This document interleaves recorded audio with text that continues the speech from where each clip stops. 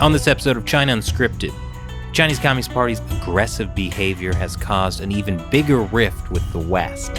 Have the Chinese Communist Party's plans to become a global superpower been derailed?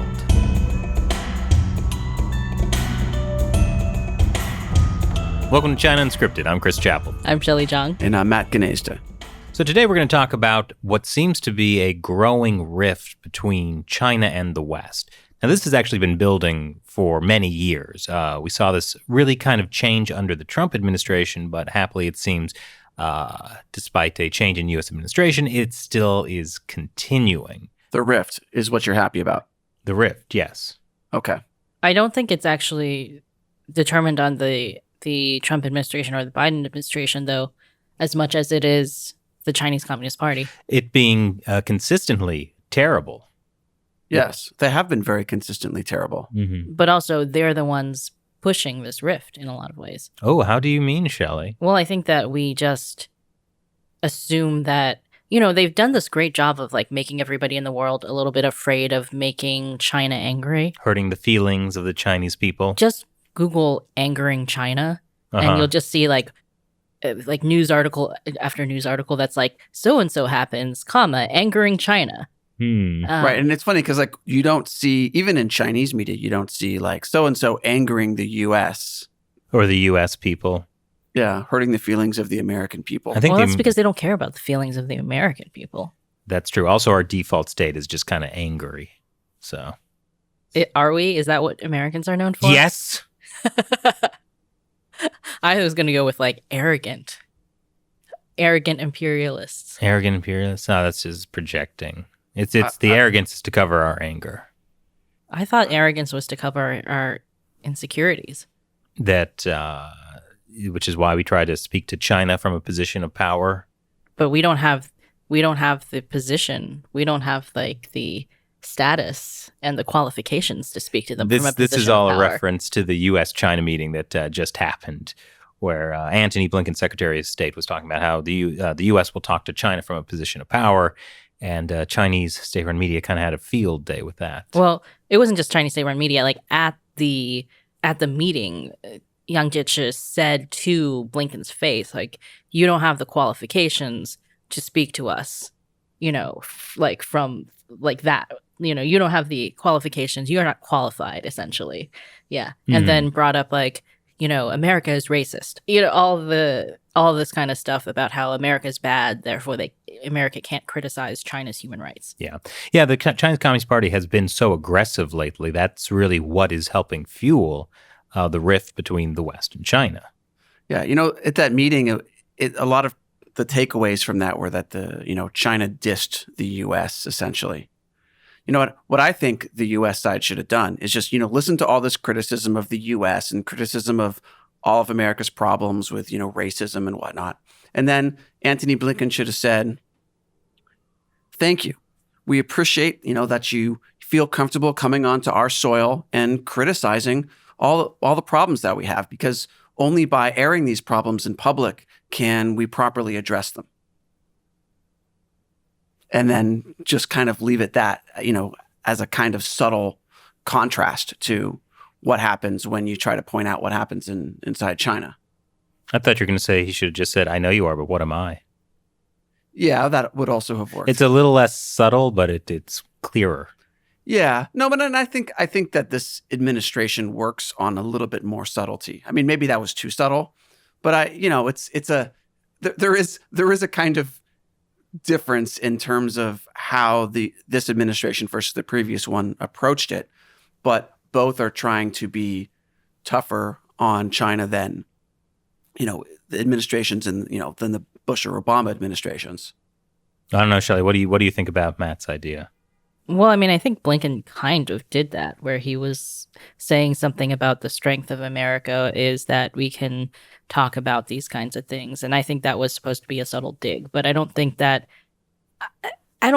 going to really hurt the CCP, like that kind of like subtle dig, because they kind of don't really care. They just this was just like a propaganda exercise for them to be able to come to the U.S. and like, there were other things that were also subtle digs at the CCP, like the whole idea that like they're just meeting in Anchorage because Blinken had to stop there anyway for refueling after being in Asia, where he pointedly met with Japan and South Korea and did not meet with China.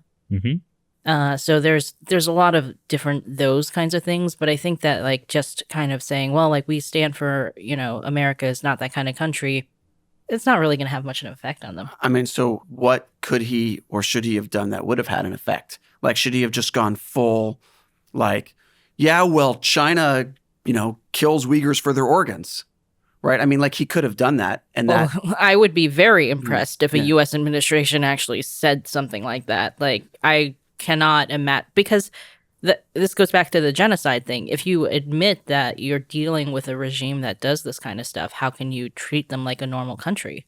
So if Blinken were to literally say that to the Chinese, foreign minister's face, like that would be huge. I can just see the headline. America points out 20 years of the CCP's forced organ harvesting of dissidents in state-run hospitals, angering China. Well, I mean, there's other things they could have done, maybe like cut the meetings short, or like there are other things that there could have been like diplomatic ways to handle the idea that, that was not the right way to act or whatever. But I think also, them acting that way was another thing that kind of made it clear that like they're trying to be bullies. Well, yeah, we have seen sort of this U.S. administration carrying on a fairly tough on the Chinese Communist Party approach. Like, Antony Blinken, I guess it was after the meeting. I'm trying to remember the timeline, but he met with NATO officials and like specifically said we need to come together to counter the Chinese Communist Party. Right. And ahead of the meeting, it was meeting with South Korea and Japan, and both of those statements kind of either alluded to or directly mentioned China as like a security risk to the Asia-Pacific or the Indo-Pacific. Yeah. Yeah, I'm glad they're carrying on that important term, factoring India into the region. Yeah, and I think also what's interesting is that we're seeing that increasingly, and I know we've talked about this many times before, but standing up to the Communist Party is not a left or right issue. For example, we have a left-leaning administration in this country. South Korea is a much more left-leaning administration. Japan is a left-leaning administration now. Many of our allies in NATO are like that, and coming together to stand up to the CCP. Whereas I think what happened during the Trump administration is some people were like, oh, well, this is a Republican thing or this is a right-leaning thing, but it's really not. And I think it's good that there's this sort of widespread agreement across the political spectrum that this is a really important issue. And I think domestically there is a certain pressure on the Biden administration because there is this bipartisan idea that, that there's problems with our relationship with China. Mm-hmm. And in a way, the Biden administration does have something to prove, considering Biden himself, his past failures in dealing with China, both as a senator and as vice president. The Hunter Biden scandal with his deals with China is also sort of a cloud over the administration, as well as some of the other high-ranking members of the Biden administration who were former Obama administration officials, people like Kirk Campbell, who was responsible for the Scarborough Shoal incident back during the 2012. Well, I mean, he wasn't responsible for the incident, but he was supposed to be negotiating with the Chinese side. He was responsible for the diplomatic fallout that hurt our relations with all Southeast Asian nations for the next decade. Yeah, the Chinese Coast Guard basically seized control of the Scarborough Shoal, and looked like the Philippines and China were going to come to a blow over this. And so Kirk Campbell negotiated an agreement where both sides would withdraw. The Philippines withdrew and China did not. And then Kirk Campbell was like, well, we're not going to go to war over like a couple rocks. Not sure he said that because like I looked that up again. Really? And it seems to be attributed to an unnamed U.S. military official. So like it's not clear. Because like I had also read previously that Kirk Campbell said that. Now I'm not sure anymore. So. Okay, so I always have this level of distrust whenever media have unnamed sources. Because like I understand that sources want to protect themselves, but also if a source isn't willing to go on camera, they can just say anything and it might be untrue, and there's no way for anyone else to verify that. So in general, like I think it's like we should take it with a much bigger grain of salt than most people do. But the point is, the Biden administration is kind of operating under this cloud of suspicion about what their China policy will be.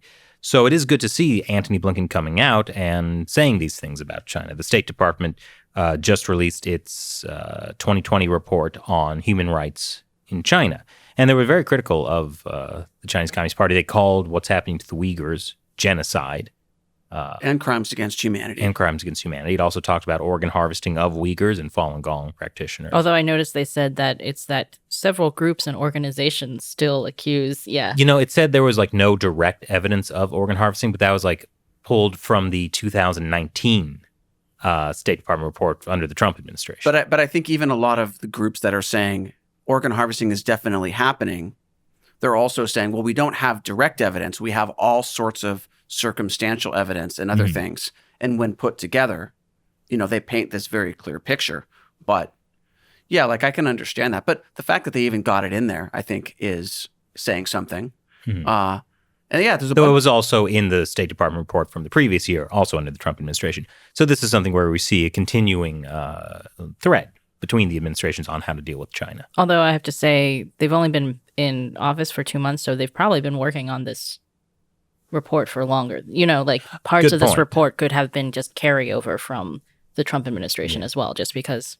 So we might have a better idea of next year how they say things. Yeah, and I think that there are definitely good signs, like the sanctions that the U.S. and the EU did against Chinese officials for the Uyghur genocide. That was very interesting because, Biden's whole thing was like, China is a threat, but Trump did it wrong. We need to work with our allies. And so there's kind of like, okay, well, let's see what he actually does. Is he able to do that?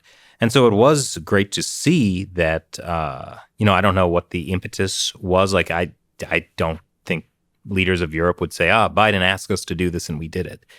But at least U.S. allies coming together to do these sanctions on China. I mean, I think part of that is Europe was under a lot of pressure because they were not, like a lot of other countries had passed Magnitsky Acts. Blech. Yeah, Magnitsky Acts. It's always hard to pronounce. Magnitsky. There's not the other N. Magnitsky Acts. Yeah. So, the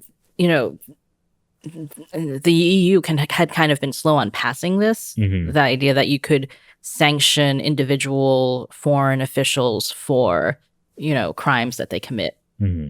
So the EU is a little slow. So they were under that pressure. The EU is under pressure because of the whole the investment deal with China. Oh, the one that happened earlier this year. And so this was the EU Parliament that was not totally happy with that deal that was kind of made outside the Parliament, but has to be approved by the Parliament. So now the Parliament was the one that sanctioned these officials. So I think there's like other inter-EU politics and things happening. So. Yeah. But wasn't this the first sanctions of any kind Europe has put on China since the 1989 Tiananmen Square massacre? Yeah, and I think that's partially because they were able to sanction individual officials. Instead of the country itself, which would anger China. Yes, that would. I think this also Definitely angered China as well. I mean, I think also things like the Taiwan Coast Guard deal, when we had Grant Newsham on, this was one of the things he was talking about, right? Like that the U.S. should be helping Taiwan more in terms of helping them train, helping, like, our military should be working together. So, I mean, the Coast Guard's not quite seen the same as like the Marine Corps, but it's a significant, step. definitely. But I think that one thing that the Trump administration was very clear on that I think that the Biden administration does not share is the kind of idea that this is an ideological great power competition. That this is actually about, American values versus the Chinese Communist Party. Yeah, they seem to want to kind of shy away from sort of the Cold War rhetoric, for lack of a better word. And I think it's that also there's this idea that, talking about American values would be imposing our imperialism or our hegemony on the rest of the world, right? Like this is kind of more of this is kind of how Democrats versus Republicans more see. Yeah, there's definitely, when you're talking a little more on the left, the idea that you don't want to impose, the values are a little more relative, even though I don't think anyone would say like, freedom and democracy are like subjective values, and like China's authoritarianism is just as equal or just as good as freedom. No, I don't think that's what they would say, but I think there is, like, Biden kind of alluded to this in his whole town hall thing that kind of got twisted into him saying that genocide was like a cultural value or Oh, something. yeah. But what he was really saying was still that, Xi Jinping understands that like different countries have different cultural values. So there is that idea that, China's cultural values China's cultural values are just different. They're just more authoritarian. It's really just, that's not actually China's cultural values. It's the Chinese Communist Party. And what's interesting about this growing rift between the West and China is we're sort of seeing how the Chinese Communist Party is preparing to fight back against the West in a broader, more ideological or, well, I guess what I'm getting at is the CCP is doing all kinds of things to undermine the West. For example, China recently signed a 25-year deal with Iran. So the Iran-China deal is a pretty good example of how the CCP is trying to undermine the West. So in this deal, it's basically typical Belt and Road stuff. China gets to invest in like oil and gas, et cetera, et cetera, et cetera. But it also promises to help Iran develop nuclear power, civilian nuclear power, don't worry. And obviously, Iran is a concern for the stability of the Middle East and the stability of the world. And so the West, particularly the U.S., uses its economic leverage to impose sanctions on Iran. But authoritarian regimes like China and Iran, Russia, they're able to actually work together to sort of break the hold the West has on these countries that would be trying to push authoritarian regimes to actually as Biden would say, play along with the rules-based international order. Yeah, I think the Iran thing is interesting because it definitely is undermining the whole U.S. attempt to, like, the U.S. and Iran are kind of in the standoff, right, where they're kind of both they're playing chicken about which side is going to break first on the nuclear deal versus sanctions. Like, Iran's like, you have to take off sanctions before we'll talk to you again. Because their economy is crippled right now. Yeah, and it has been for many years, Mm-hmm. Ever since, Trump started reimposing sanctions. It's been getting worse. So they're kind of like, well, you have to take this off. And then the U.S. is like, no, you have to come talk before we'll do that. Mm-hmm. Make actual steps to denuclearize. Yeah. So now if China comes in, and it's not going to be a fast process, I think, because still it's not like Iran can suddenly replace everything with China. Yeah. But they're looking for other pathways to evade U.S. sanctions. China buying Iranian oil will pump lots of money. Well, maybe not lots of money, but it'll pump a significant amount of money back into a crippled economy, which gives them room to fight back against U.S. sanctions. And right after this deal was mentioned, Biden came back to the Iranian regime with a new proposal that did include less sanctions. So I think the Biden administration realizes that like their hand is being kind of undermined by the Chinese Communist Party. But I think the Chinese Communist Party has other motives too. It's not just about that because they've been increasingly coming into the Middle East, which they had kind of previously avoided before.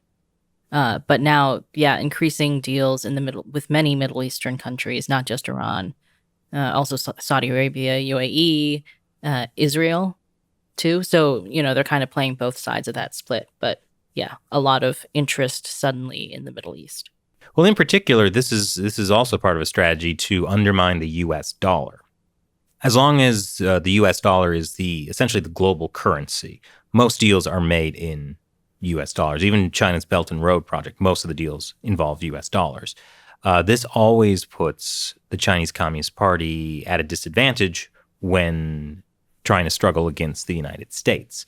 As long as the U.S. dollar has its kind of power, U.S. sanctions have a lot of power, whether it's the sanctions on Iran or all of the targeted sanctions on Chinese and Hong Kong officials that have happened under the Trump administration and the Biden administration.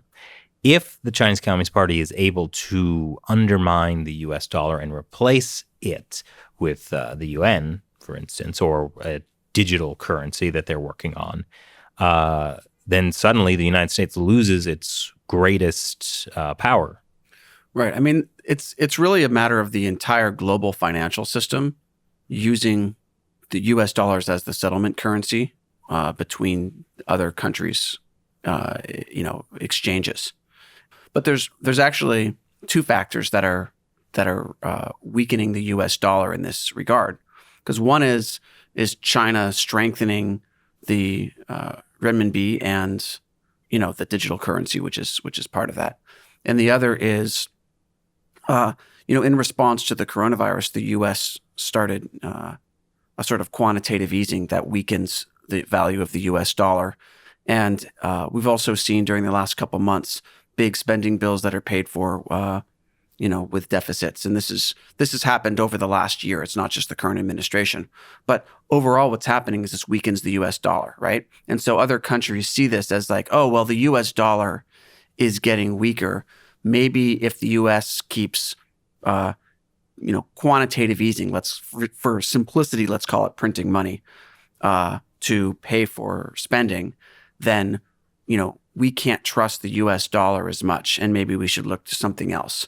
But right now, the renminbi is not more reliable than the U.S. dollar. The U.S. dollar still has that dominant position. The danger is if the current sort of COVID era spending without actually raising taxes to pay for it or whatever, if this current spending continues through quantitative easing, then the dollar will get weaker and weaker and weaker. And other countries will just gradually look more and more to other countries. And then this will be, the Chinese Communist Party sees this as an opportunity to use the RMB as a dominant currency. And right now, for a long time, it's been pegged to the US dollar, right? So it was 20 years ago, it was pegged at 8.26 and it was fixed. And then they unpegged it, but it kind of floats between 6 and 7 or something like that. It's pegged to a basket of currencies. A basket of currencies, but it's the U.S. dollar. Like, let's be real. And also, they don't let it float, but they don't actually let it float too much, because if it gets beyond a certain amount in a trading day, they just stop the trading.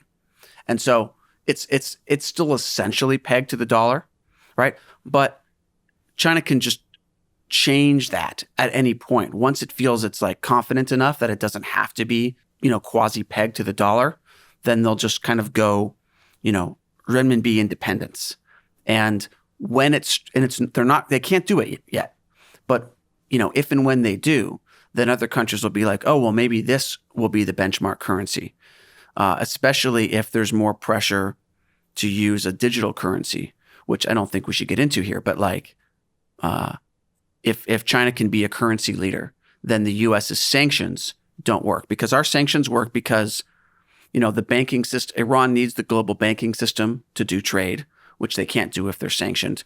Hong Kong officials Carrie Lam gets her entire $600,000 annual salary in actual cash because she is locked out of the banking system, because, HSBC, which is a British bank, can't do business with her because HSBC relies on access to U.S. dollars, which can be, HSBC can be punished through these sanctions if they don't follow them. And so this is an enormous power. Controlling the money is an enormous power. And it really behooves us to appreciate this, to hold on to this, and never let it go if we want to maintain America's power to rein in authoritarian regimes. I mean, that also has a lot to do, the value of the U.S. currency also has a lot to do with the fact that that's how we can sell treasuries. That's how, we can finance through debt all of the spending, right? But I think the Chinese Communist Party is still many years away from using the RMB as a reserve currency, like a world reserve currency, mostly because they cannot let go of the ability to control their monetary policy through controlling the currency. Like, domestically, they need that kind of control so they can control inflation. Otherwise, they're going to have a big problem with their domestic economy. So they always have that kind of like safety brake or whatever you want to call it, right? With their currency controls. So other countries aren't going to want to use the RMB as a reserve currency if the Chinese government can just change the value of that based on what's better for them domestically. So, I mean, but the one thing that the Chinese Communist Party is doing to try to accelerate this timeline of the world being dependent on the RMB is they're trying to force other countries, like if the companies that want to do business in China, they're trying to force them to use the RMB. Now, this hadn't really worked in the past because they hadn't really opened their financial markets. So they would be like, oh, well, in Hong Kong, we were opening trading between the dollar and the RMB, but most people were still just switching RMB for US dollars. So now they're trying this thing where if you want to come into the Chinese bond market, we have some bonds that you can buy in USD, but most of the bonds you're going to have to buy in RMB. And like, BlackRock, you're welcome to come, set up mutual funds in China, but it's all going to be in RMB now. Yeah, well, that's the thing that BlackRock isn't telling investors. Well, they're telling it to them, right? But they're not like promoting that as the thing. Because once they're in the RMB, they're locked in. They can't take that money out of China. So you can convert your dollars to RMB, and you can invest those RMB in China. But if you ever want your money back, you can only convert them to RMB and not get them back in US dollars. Yes, that's currently the kind of system that they're trying to set up. So that sounds to me like digging a hole and putting your US dollars in the hole and then covering it back up. Well, I think that like a lot of companies have this issue with like trying to move out of China. That it's hard for them to move their assets out of China, actually. It's almost like the Chinese Communist Party set a trap for Western companies and they fell for it. I think they're currently falling for it. Like they're currently like running towards the trap and falling inside it. Ooh, shiny! Yeah. Well, so the solution is invest in Dogecoin. Dogecoin? Yeah, that's the one. That's the one my money is on. Okay. But this you mentioned is not financial advice. Do not sue me. I have put all my money into Dogecoin. I don't have a lot of money anymore. I just had this moment of panic being like, this is not financial advice. We need to say that now. Yes. But you mentioned how Western companies just don't get it. It reminds me a little bit about what that Chinese professor, who recorded himself and put it up on TikTok, said about how China got so successful by simply copying and stealing the West's intellectual property. I think we have a clip of that. We'll put it up, and I will also do the voiceover as it goes because this is a podcast. After reform and opening up, we let the foreigners in. They brought in their technology, their cars, their money, their experience, their knowledge. China couldn't compete with the foreigners. So what did the Chinese government do? Let people start business partnerships with foreigners and use the partnerships to learn how to do it on our own. For the last 40 years, all we've done is plagiarize. We've copied our way to the top. We plagiarized wildly, copied wildly. What intellectual property rights? What patented technology? We'll get it first and deal with it later. And yet, despite how transparent that is, Elon Musk is still really trying to get in there. I mean, to be fair, I don't think that Elon Musk is like watching Chinese professors on Douyin. Well, he should be watching China Uncensored or Unscripted. Yeah, well, I mean, it's not like he's investing everything in China. He's just, going there to start building some stuff and setting up his, battery factory or whatever. Or It's just, it's just small things. Yeah, it's not intellectual property that he's going to need or that other Chinese electric car makers are going to want. Yeah, exactly. Find that big pit, shovel the money in, bury it up. That's why Dogecoin is the perfect solution to the US dollar.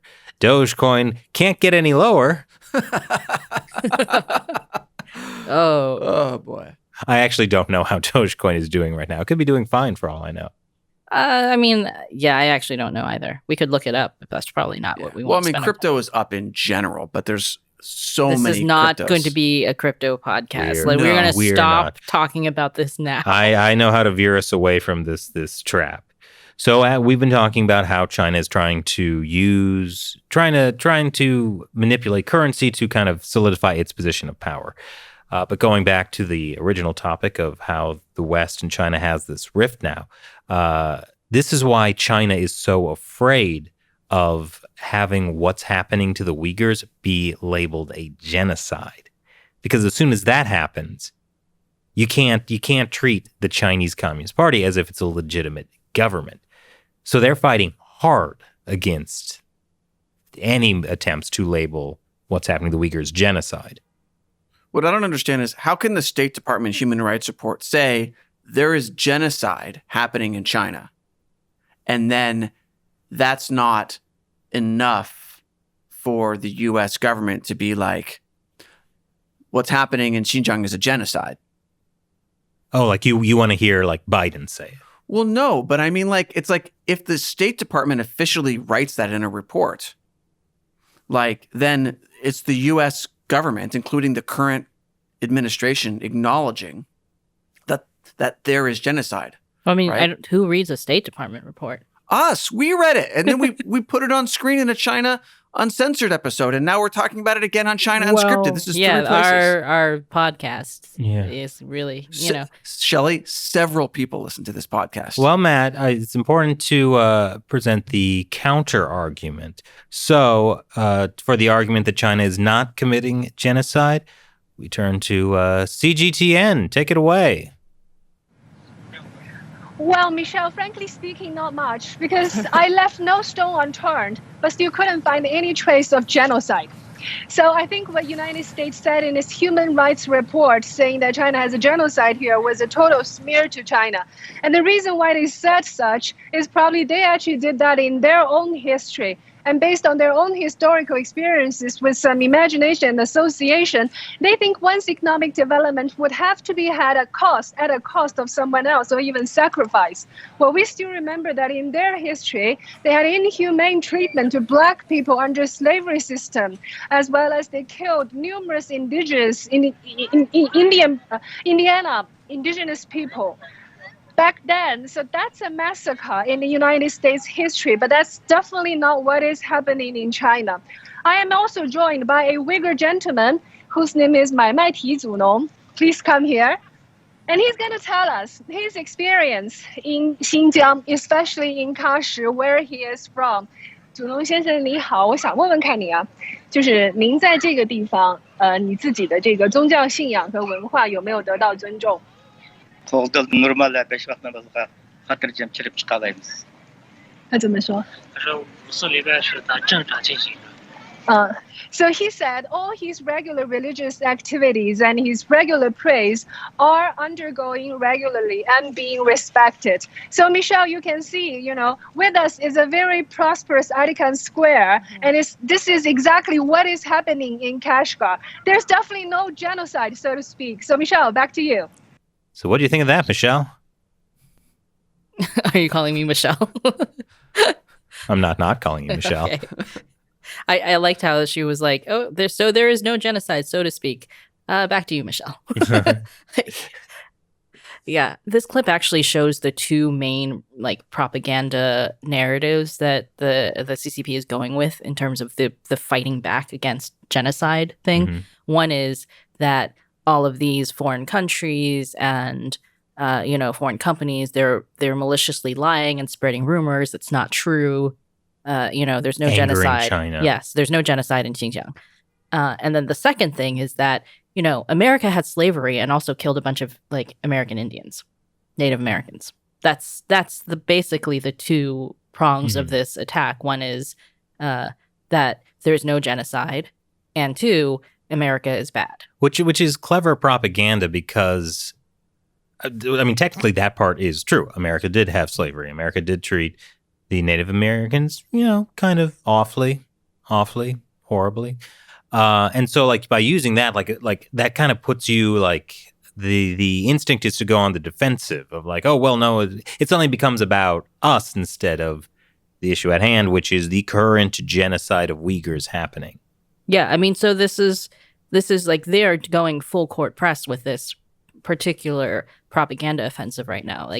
So they cannot have this be something that's accepted. And I think they thought that like they could just kind of quietly get away with genociding. I mean, they kind of got away with spreading the coronavirus around the world. Or they got away with like, basically doing the same thing to Falun Gong for 20 years. Yeah. Or, like, how long was it after the Tiananmen Square massacre before, like, the Bush administration was like, it's going to be okay, So they've gotten away with it in the past. So I think they thought that they were going to be just able to quietly genocide, in the background. But hey, everybody go look at the Winter Olympics in 2022 in Beijing. And they were wrong because nobody likes the Winter Olympics. That's true. They just need the Summer Olympics again. Yes.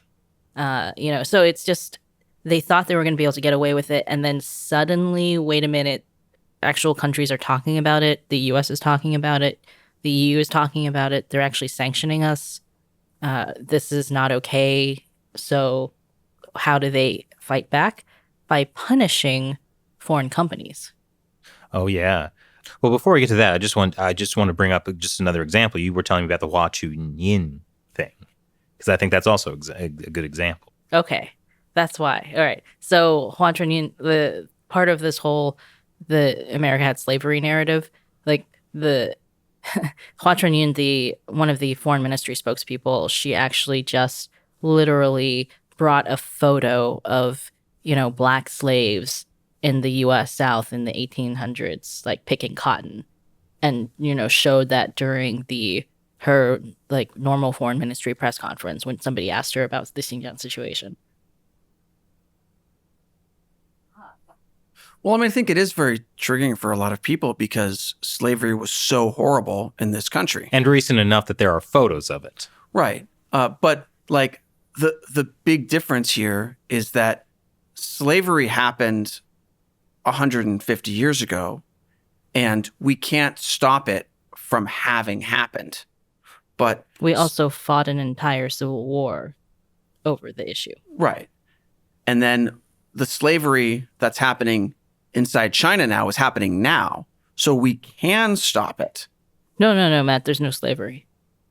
Because it's only because, like America is lying about there being slavery in Xinjiang because they don't understand that you could actually pick cotton without slavery because they used slaves for so many years. Tell to pick Matt their about cotton. the other picture Hua Chunying pulled. Yeah, it was just a photo of beautiful Xinjiang cotton fields. No slaves. No slaves. Wait a second. So there's a way to pick cotton without slaves? I mean, you laugh at this, but that is actually an argument that they used in like Chinese propaganda. The idea that like, well, they're just lying because they're projecting because they don't, I guess that explains why America had no cotton between 1865 and whenever we started getting it from Xinjiang.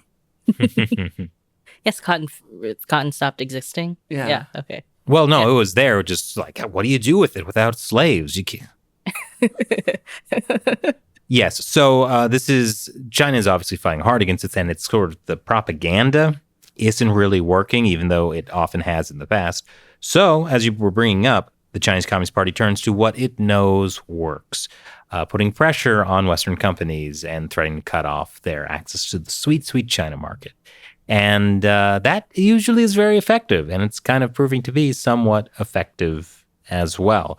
There is a major, how would I say, like manufactured outrage in China right now over H&M. Because they put out a statement saying that they took it down, didn't they? Well, the statement was from last September.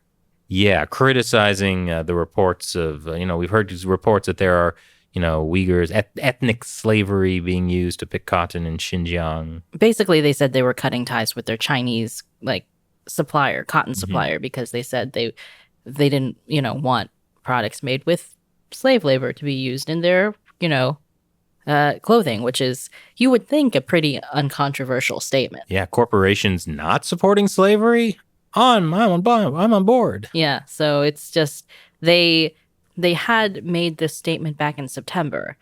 And it wasn't just H&M. There were other companies that said similar things about, we guarantee there's no, we've looked at our supply chains, there's no Xinjiang cotton in our supply chains, etc. And then last week, or now 2 weeks ago, when this comes out. When this comes out, the Chinese Communist Party basically instigated a boycott of not just H&M, but like Nike, Adidas, like all of these foreign companies for saying that they weren't going to use Xinjiang cotton anymore because it is made with slave labor, or possibly could be made with slave labor. So, like, instead of a human rights issue, they managed to turn it into a nationalism issue. The West bullying China, which was the same propaganda line they took with the USChina meeting we were talking about earlier in the episode. Yeah, so literally talking about, I think Zhao Lijian talked about how it triggers the, anger of Chinese people or something like that. Like, I saw other Chinese state-run media talking about triggering, like, outrage. So they're literally, like, and it's specifically the Chinese Communist Party started this. It was the Communist Youth League that kind of dredged up this H&M statement from last September and posted it on Weibo with this whole thing about how like, if you think you can make money in China while you're also spreading rumors and lying about Xinjiang cotton, then, that's wishful thinking. Mm-hmm. And so that's what started this whole thing. It reminds me a lot of the anti-Japanese business riots that happened a few years ago. It was the same kind of thing where there was the dispute over the Senkaku Islands, which Japan owns and China claims belongs to them. And then it sparked like this enormous anti-Japanese sentiment in China where like Japanese cars were being destroyed, Japanese restaurants or businesses were being destroyed. And the party kind of egged it along a little bit until it really kind of got out of hand. And they're like, okay, it's gone far enough now. Go, remember when the ADV China guys were here and they were talking about how like this happened all the time, and this week it would not be good to be from the UK, but next week you don't want to be Canadian or whatever. Yeah, well, it's the 2 minutes of hate. Is that what it was from 1984? Yeah. 2 minutes of hate. Well, I think that like what's interesting about this is that people looking at this latest thing about H&M and all of these other foreign companies have pointed out that it's not new. Like the whole like sparking outrage part of it isn't new, but the fact that they're able to do it so well now, like they know exactly how to trigger this outrage, and they know exactly how to kind of, because they also control the entire internet and monitor it, they can kind of keep it from getting to the point where like Japanese cars are being burned in the streets and they're literally riots, because then you lose control of that. So they're kind of like keeping the lid on this. So there's still things like, people cutting up their Nike shirts or burning their Nike shoes. There's been a lot of videos online of people doing that kind of stuff. But, that's not to the level of like people rioting in the streets. Yeah. And this is really a critical moment for sort of this ongoing battle between the West and the Chinese Communist Party. Often in the past, when the Communist Party put pressure on Western businesses, they usually cave in some way or another. But is this going to be an example of where the Chinese Communist Party's own aggression is so reprehensible that the West is like, okay, no more? I mean, interestingly, I saw some data that, China sales only make up like 6% of H&M's like revenue. Yeah, it's strange that, well, it kind of goes back to the U.S. sanctions things. Like these Western companies, they don't really need this like horribly oppressive China market. I think it's the potential that like someday it could be more than 6%. We can sell scarves to 1 billion people. Yes. Yeah, without realizing that most of China is desperately poor. And really, it's not a 1.4, 1.5 billion people market. It's a much smaller market that you have to sacrifice your intellectual property for to get there. Right. I mean, China still has maybe, 1 to 300 million middle class, and that depends how you define middle class. But even if you take the smaller number, 100 million, that's maybe comparable to, a lot of them are still comparable to like a lower middle class in a developed country. And so, going to H&M to buy something is still a big expense for a lot of middle class people in China. So that the real China market is very, very small compared to what people imagine it to be. But no, Matt, you got to get in on the ground floor. Yeah, and well, no, but someday, and I think there is that idea that because getting in on the ground floor is valuable. Like, KFC got in on the ground floor in Japan, and now like everyone in Japan eats KFC for Christmas because KFC got in on the ground floor 40 years ago, right? And so like everyone's like, well, we can do that in China today.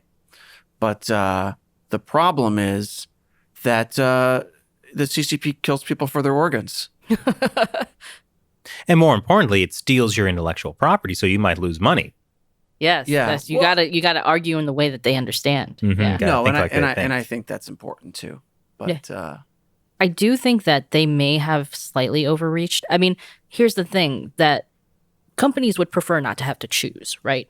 Oh, yeah, Yeah, for sure. for sure, They're, like- they're all soulless, faceless corporations. So like they would prefer to be able to kind of like make money in the West and not get in trouble for using Xinjiang cotton and make money in China. That's why Nike lobbied against the Uyghur forced labor bill. Yeah. So that's the preference. But now that things like on January 13th of this year, like one of the Trump administration's last China related things that they did was that they actually the Commerce Department and the Customs and Border Patrol actually outlawed all cotton and tomato products made in Xinjiang that came from Xinjiang.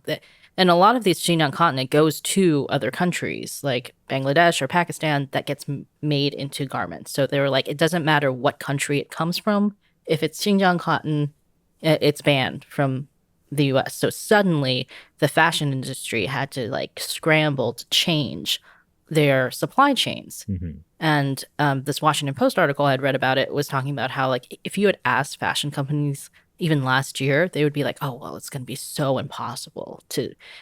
impossible to get Xinjiang cotton out of our supply chains. It would take years to, but the U.S. kind of banning that suddenly, it lights a little fire. I was like, oh, it's not as impossible as Yeah. I said. It wait, wasn't so what that you're saying is impossible we can after all. still buy cotton clothes today, even though the supply chains have shifted.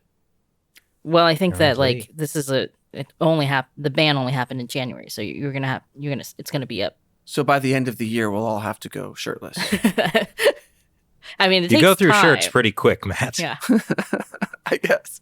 It takes time to shift supply chains, but like they're motivated now to do it, Yeah. right? So that's the thing. Sometimes the companies need a little push, and now they're in the point. Now they've been pushed by the U.S. to be like, okay, well, I guess we can't use Xinjiang cotton, and now the CCP is trying to pressure them from the other side, where they're like, okay, well, you have to use Xinjiang cotton, or you don't get the China market, Which definitely is not made by slave labor. Definitely not. right? No slaves here.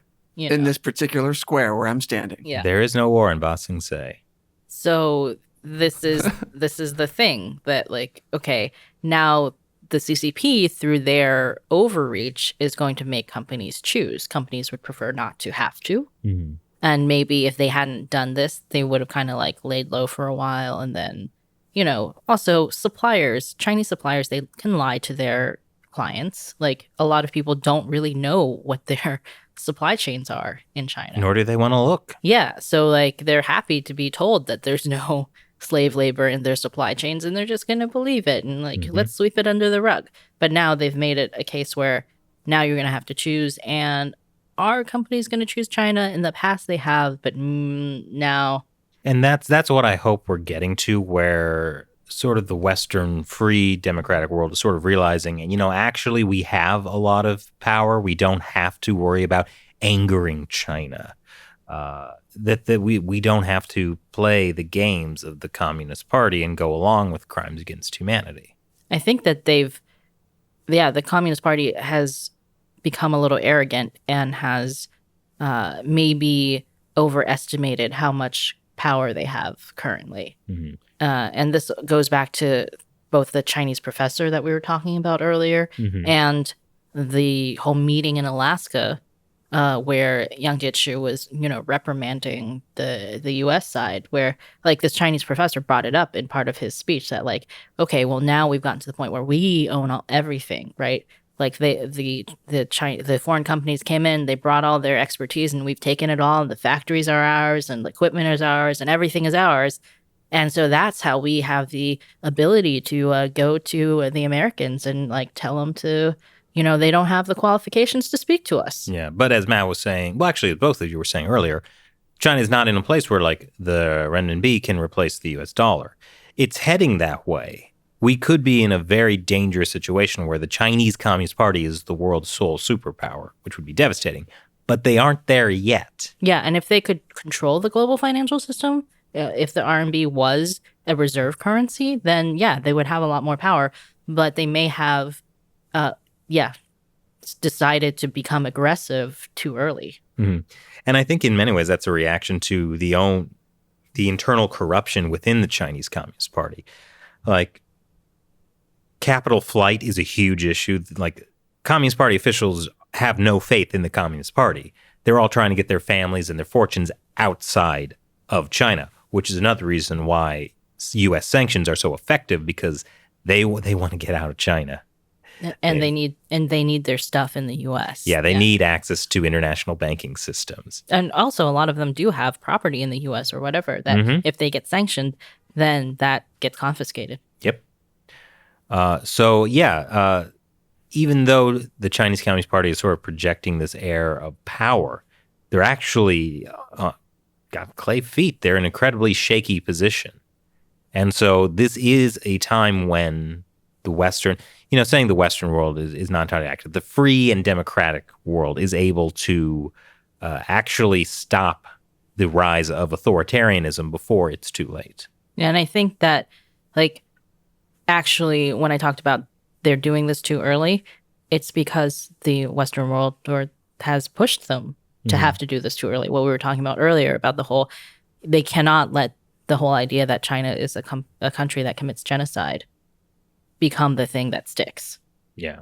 So they have to move now, kind of. Yeah. Speaking of how the Communist Party is trying to control the narrative, we're also seeing them still struggling to manage the coronavirus situation. The WHO, the World Health Organization, just finally came out with their report about their investigation into the origin of the coronavirus. And thanks to close collaboration with Communist Party officials, they have no idea where it came from. Probably from an animal, though, not from a Chinese lab. Yeah, it's highly unlikely. Highly unlikely. Former CDC director said it very likely came from a Chinese lab, leaked accidentally, but ignore him. He's not part of these, international institutions dedicated to world health. I mean, is he a virology expert who has personal links to the Wuhan virology lab where the leak might have taken place? He probably doesn't, so you can't trust him. He obviously wouldn't know what the situation is like on the ground, not like our boy Peter Daszak. What I found interesting is the right before the report was released, 60 Minutes did this segment about the WHO investigation, even though it wasn't really an investigation because they didn't actually get to investigate anything. They basically just went and spoke to Chinese scientists. Investigation with Chinese characteristics. And they, the Chinese scientists answered all their questions. Peter Daszak was one of the people interviewed by the 60 Minutes, and 60 Minutes was like, well, how do you know that this didn't come from a lab? And he was basically like, we asked them questions, and, what they said made sense, basically. So then Leslie Stahl was like, so you just start taking their word for it. And then she also interviewed... There was no lab leak right here in the square where I'm standing. Yeah, back to you, Michelle. Then she also, by the way, CGTN also interviewed Peter Daszak, and he talked about all of his experience with the Wuhan virology lab in the CGTN report. Oh, it's something that he, kind of didn't really want to go into in the 60 Minutes report for some reason. Funny that. Yeah, but the funny thing is that. 60 Minutes did actually mention it, but they also interviewed Jamie Metzel, who's one of these people who's been kind of leading the charge at we need an actual independent investigation into whether there was a lab leak, because this WHO investigation doesn't cut it. And they also interviewed Matt Pottinger, who was a former national security advisor, who, basically was saying, because the Trump administration kind of came out and said that, hey, this is a possibility. It's a lab leak thing. Mm-hmm. We should be looking at this. So a lot of credible people have said that at this point. And interestingly, 60 Minutes did this whole episode, and they talked to Peter Daszak, but they presented two different opposing viewpoints that it probably could have been a lab leak, and we should look into it. So that I feel like the Chinese Communist Party whole clamp down on the WHO report, making sure that it said what they wanted it to say, may have backfired a little bit.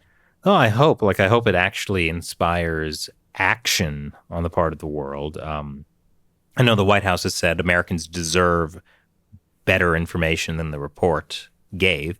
Though, I mean, also the Biden administration has decided not to withdraw funding from the WHO, which was something the Trump administration wanted to do. I mean, they think that was always going to happen no matter what the WHO report said, because the Biden administration believes in working with our allies. And, we need to work within international organizations like the WHO. Well, what happens when the international organizations are bought off by the CCP? See, we can't admit that part.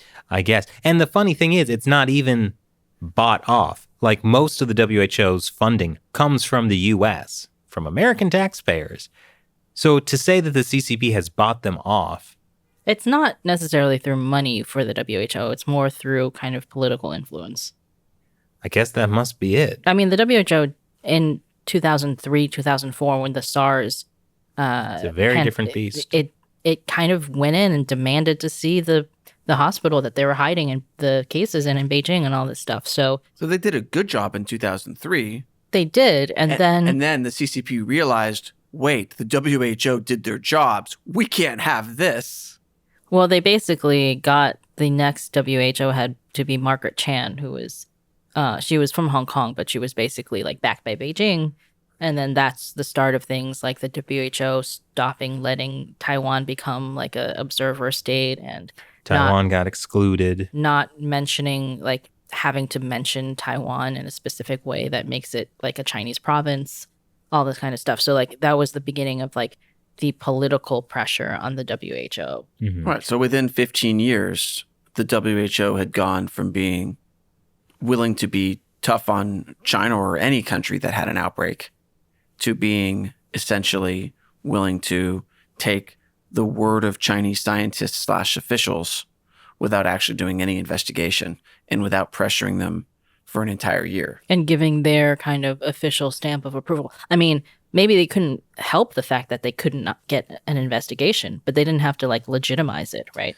Yeah, but there were lots of things that the WHO could have done, even if they were blocked from being able to go in, which is the WHO could have just said from day one, well, either China gives us full access or we will discount anything they say and, make the following categorical assumptions about what's going on there. And their refusal to publicly call out their lack of access as a serious problem is what kind of was this is a year ago, right? This was the beginning of the sort of dangerous era of the coronavirus spreading. I mean, a year ago, the WHO was praising the CCP for their response to the coronavirus. Even though it came out that through leaked internal conversations in the WHO, they were complaining internally about how China was not giving them any information. But publicly, they had to be you're doing a great job. Jorb. Oh, that takes me back. Yeah, delaying calling it a pandemic for quite a while. Really, a lot of the reason the coronavirus is so bad, and health experts talked about this in the beginning, is that the WHO said, it's not a problem. Don't worry. Don't wear masks. Oh, I mean, the mask thing was... That's a whole other thing. But, the whole thing with the WHO and China now is that with the Chinese Communist Party kind of forcing the WHO report this way, they've kind of mainstreamed the ability to talk about the possibility of a lab leak.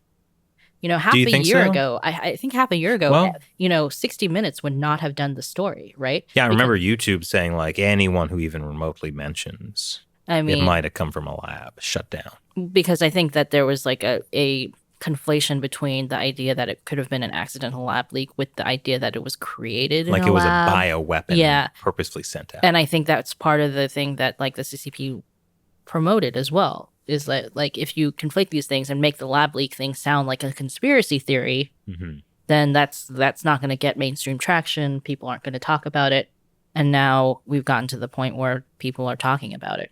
I mean, an accidental lab leak is just not that hard to believe. It's happened before. The SARS virus leaked in Beijing labs in 2007. There was a second outbreak because of it. As I always say, never underestimate the power of human incompetence. Is that an original quote? It's an original quote. We should add it to our self-help book we're writing. Which one? The one about awaken the missile within? What was the other one? Something 7 lies to tell yourself. Oh, or yes. 10 lies to tell yourself. 10 lies to tell yourself every morning. Yeah. It's like Jordan Peterson, but better. Why bother making your bed? You don't have to make your bed. It doesn't matter anyway. You're just going to sleep in it again unless you die in a gutter. Wow. Wow, it got dark really quickly. Perfect. That's chapter 1. That's chapter 1. And then we'll talk about how to cook a lobster. I'm coming for you, Jordan Peterson. Oh, boy. Where do He's we go not from watching. here? Yeah, I don't know. Well, how about this segue? Since we're talking about horribly depressing things, let's talk about Hong Kong. It's my favorite horribly depressing thing. What does that mean? No, I mean, I have a soft spot for Hong Kong since, we spent so many. I have a soft spot, too. In fact, the shirt I'm wearing now, I bought at a Hong Kong tailor, William Chung & Son. It's my favorite. What My is favorite it made place. out of? Yeah, is it made out of Xinjiang Hopefully cotton? Xinjiang cotton. I only wear slave cotton. That's my, but like I was like putting it on this morning and I was like, oh, I miss just being in Hong Kong and like all the really nice and wonderful people there. And it's just like, I don't know, somehow like that hit home for me more than, the fact that, this past week they convicted 7 democracy activists of, and sentenced them to long Several prison of terms. them we have interviewed in the past. I know, right? It's like Yes. half the people we've interviewed are in jail now. Like it's awful. Or in exile. Yeah. Longhair was one of the people who was convicted Oh, this Longhair. last week. Yeah. And several people we interviewed during the protest last year. So, Yeah, they've officially made. Well, we've talked about what they were. They openly said what they were going to do, and now they've implemented it. The kind of patriotic vows people have to be made, which the National Security Police are the ones who get to decide whether or not somebody running for they're office. going to be investigating whether people are sufficiently loyal to run in elections. Isn't that nice? A nice little police force investigating people to see if they're loyal and patriotic. And also, they're new. It's the National Security Police. It's not just the good old Hong Kong police that we all know and love. Yeah, I mean, I think basically the National Security Police is basically the way that they've legitimized the presence of like the Ministry of State Security in Hong Kong, more or less, right? Like it's yeah. Because the original Hong Kong police that continuously tear gassed us were not problematic enough. They had been trained in Xinjiang, Matt. Yeah. Well. Yeah, I mean, but you need police who are not just, meatheads spraying people with tear gas. Now you need people who can, be more like operatives. Yeah. It's a more subtle job to investigate people's they were political affiliations. They were always in Hong Kong. It just they couldn't operate in the open. That may be So true. you think this is basically just kind of acknowledging a force that was already at work in Hong Kong? I mean, I don't think it was as big. Like now they're going to actually have National Security Police as like a legitimized thing. But there were definitely MSF's operatives in Hong Kong. I remember like Simon Chen, that one Hong Kong guy who was working for the UK consulate who got arrested in Shenzhen. Like And after tortured. Yeah, and then after he was released in Hong Kong, he kept seeing people following him and all this kind of stuff before he eventually fled. Even Kevin Carrico had like someone following him. Oh, well, that was from like Wei Wenpo, like one of the like pro CCP newspapers in Hong Kong. Yeah. So, but it's always nice to know that, at least someone's looking out for you. Wait, was anybody following us in Hong Kong? I looked, but I don't have the training to be able to see that. And anyway, nothing we were doing was really supposed to be under the radar. Like we were filming it ourselves. So what was the point of following us? They could just follow us on Facebook. Yeah. I assume they were fans. Yes. Oh, that's true. Yeah. Mhm. Yeah. Okay. But this is hopefully another good example of the Communist Party's aggressive overreach that is sort of waking up the West. Like, I mean, genocide, labeling China as a country that commits genocide is definitely pretty good. But I mean, I think people can still look at Hong Kong and be like, okay, maybe they don't keep their promises. Yeah. Maybe this is an authoritarian regime after all. Well, I think that Hong Kong's always been unique in that they've been much more successful in the international kind of stage for like advocating for themselves and like talking about what's happening to them there. So, yeah, I mean, I think this definitely hits home for a lot of people. Yeah, like it is now really just another Chinese city. Though somebody the other day mentioned a good point that it was a Patreon, a patron from Patreon that I was talking to on a live chat the other day. They made the good point that like the Great Firewall hasn't really come to Hong Kong yet, so it can still get worse. Oh, yeah, I think that they're setting the stage for that, definitely. Oh yeah, Yeah. yeah. Oh yeah. Well, we're going to actually talk more about Hong Kong on our next podcast because we're going to have That's Hong true. Kong activist Max Mock on the show, and he's living abroad now. So we'll get more into detail on some of that stuff. Really, the details of what's happening on the ground and all the things you can no longer do in Hong Kong. I'm sure there's going to be more stuff that we can talk about next week. I feel like there's many podcasts worth of stuff. Is something coming out next week, or are you just assuming based on history? Assuming based on history. All right. Oh, you mean just all of everything that's going to happen in the next week? There'll be enough to have new stuff. Well, okay, no, that's April 16th. April 16th, the people who were arrested this last week are going to be sentenced. They've been arrested. Have they already been tried? How do we know they'll be sentenced? The people who were just charged will be sentenced. Okay. Yeah. Like what? They're like Jimmy Lai is like 73. Somebody was 82. Martin Lee is 82. Martin Lee. Was he the father of democracy in Hong Kong? He was a barrister. Yeah, there's multiple barristers in that group. But like these are like mostly people in their like 60s, 70s. Yeah, not real threats to society. By the way, fun fact for you, Shelley, when we were recording the episode about that, I kept saying barista. I didn't even catch it until we finally recorded it. Mm-hmm. Yeah, like barista. That's a normal thing that Hong Kong activists do. She's a well-respected barista. Father of democracy, barista. Well, I mean, AOC was a barista. I thought she was a bartender. Was she also a barista? Oh, you know what? I'm getting those things mixed up. Okay. So no, she was a bartender. So barista is like Starbucks. Yes. Hey, I used to sell Mrs. Fields cookies. We all come from somewhere. Were you a cookista? They called me a cookie monster.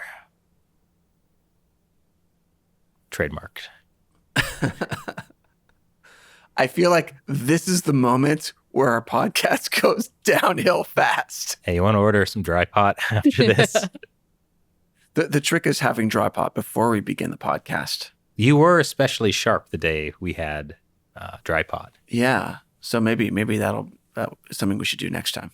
You'll know if we have had dry pot before a podcast. If Shelley and I are dead and Matt is super on the ball, you'll know. Dry pot. I think we're done. I think we're done. Well, so what do you think about the growing rift between the West and China? Let me know in the comments below. Once again, I'm Chris Chappell. I'm Shelley John. And I'm Matt Gnezda. We'll talk to you next time.